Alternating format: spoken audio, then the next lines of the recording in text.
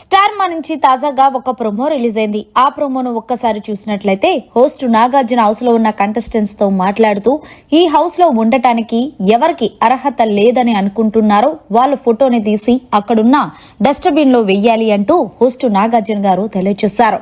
ఇక ఇందులో భాగంగానే ముందుగా అయితే గనక డెమోన్ వచ్చి సంజన గారి ఫోటోని తీసి డస్ట్బిన్ లో వేసినట్టు ప్రోమోలో కనిపించింది.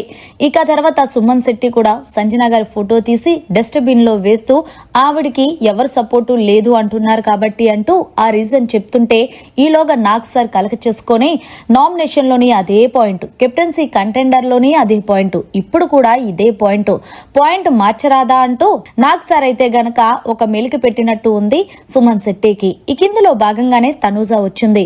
సార్ నేనైతే గనక సంజన గారినే తీయాలనుకుంటున్నాను. దానికి రీజన్ ఏంటి అంటే గనక సంజన గారిని ఎవరైనా హట్ చేస్తే ఆవిడ కూడా వెంటనే హట్ చేసేయాలి. సో ఆ పద్ధతి కరెక్ట్ కాదు అంటూ తనుజా ఈ రీజన్ చెప్పి సంజనాని డస్ట్బిన్ లో వేసింది.